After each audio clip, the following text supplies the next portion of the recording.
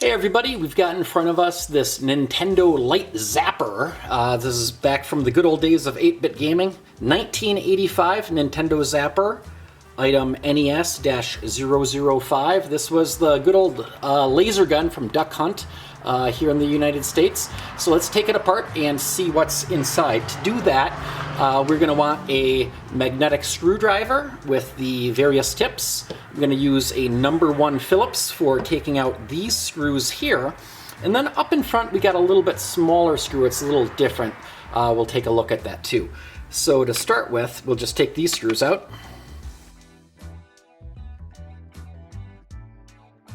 And with these screws out here, we can remove this, which is basically just a cover. And when we do that, we see that there's one more Phillips head screw right there. Now, up on the tip of the gun, if we take a look at these two screws here, they're a little different. They're kind of hard to show up on video, but they're basically like just a regular slotted screwdriver, but with a little hole in the middle. And I actually own a whole set of all sorts of different specialty bits. These are kind of cool. I just found those at my local big box store, but they're all the strange security bits. But I didn't find this one anywhere in there. Now, fortunately, those aren't too hard to take out with just a regular slotted screwdriver. So I've got this one tip that's sort of extra small, and seems like that'll work okay on these. So sort of an unusual screw head, basically just slotted but with a hole in the middle. Go figure. Now with those screws out, we can lift this off and just remove this other plastic cover here. And with that one, these ones and the rest out, we can take this off. So let's see what's inside here now. Okay, well obviously we got the business end of the gun up here, and over here's the wires going to that original Nintendo Entertainment System. The very first thing that I see here is a lens. It's just a cheap little plastic thing, but it works. In fact, if I look down here at the little spot of light, I can actually focus. So it's just like a little tiny cheapy plastic magnifying glass. Now right next to it, what actually came out in the other half of the gun is what looks like a piece of steel pipe at first, but it's actually two halves. It is not perfectly circular. It's kind of flat. And that was right here. That actually does two things. One is just that it's metal, so it's heavy. Likewise, we've got a piece of just a hunk of steel down here as well. But the little parts that the little pieces of raised plastic here that hold that in place, if we look close right here, there's actually a little bit of a cutout in the middle. It's sort of a big circle here and a smaller circle here. So we're going from that lens through a kind of a big hole through this weighted pipe, and then a smaller hole. And then back here now, this is the actual the sensor and the associated analog circuitry for that. Now that does just lift right out of there. So right up in here we have the actual little light sensor. We've got a circuit board. It's just got a couple of resistors, diodes, capacitors, some very basic analog electronics on there. And then on the back of it, we've got a red and a black wire going over here to a switch, and then 4 wires that go off to the cord going to the Nintendo. So I think we gotta take this off, and then I can unplug this, disconnect it, but we can just set it off to the side for right now. I can tell right here we've got a micro switch, and that's got to be connected somehow to the trigger down here, but I'm not going to know that until I get this cover off.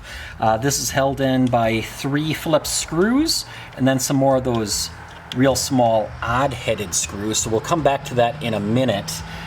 Down here we can see the wires coming from the circuit board all the way down here, and got kind of some cute strain relief built right in.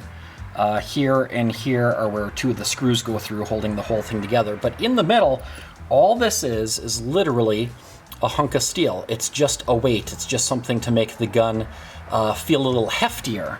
And actually, if I want to rebuild this into something else, I was thinking it might be kind of cool to put a piece of lead in there instead so it weighs even more.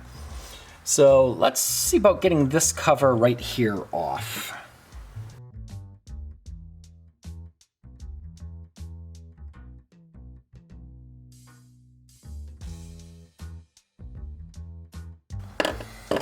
So now we should be able to take this cover off.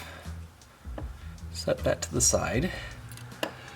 And that's a pretty cool looking mechanism in there. Let's come in close. Cool, so now that it's open, we can see a couple of things in here. One is that this is just a very straightforward traditional micro switch. Kind of the button itself is right here.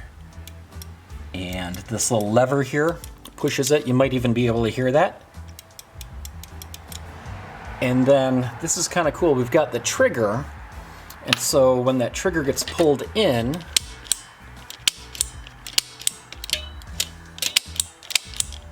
it activates that switch, but only for a moment.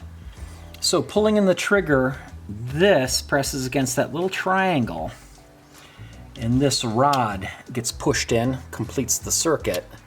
But once this goes in so far, there's this little piece right here, and then that trips it back out and releases it.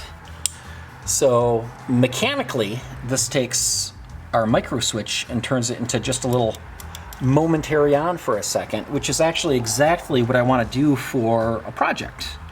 So now we should be able to take the switch out. Looks like that's just soldered directly on there.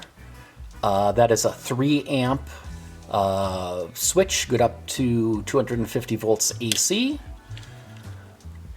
Good old Omron, made in Japan. And it's normally open. It just has the 2 connections. The one for normally closed is snipped off or not exposed, not there. This is soldered, so I'll just leave that connected. But now it looks like I can disconnect this right here. Ooh, that's a tight fit.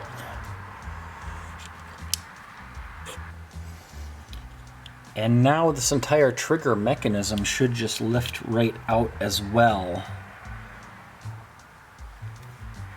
And then at this point, I could just take this cord right off that pulls out.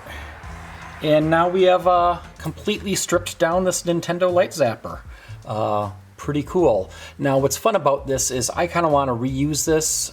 This could be reused for like a Halloween prop. It could be made into some other sort of electronic gadget. I kind of want to put a laser in here. I was thinking it'd be a lot of fun if I could figure out how to squeeze, for example, an 18650 battery into here.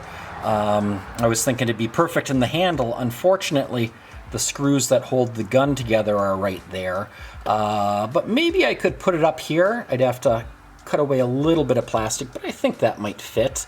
Now, this one doesn't have any leads on it, so what I would have to do is use some sort of a battery holder, and well, that's getting pretty bulky. But I did find another 18650 battery that I like that already has leads on it, so maybe I could use that in there. But the whole concept, I really like this trigger mechanism, so I think I'm gonna put this back and then I'll play around with installing a laser inside. But there you have it. That's what's inside a Nintendo Light Zapper.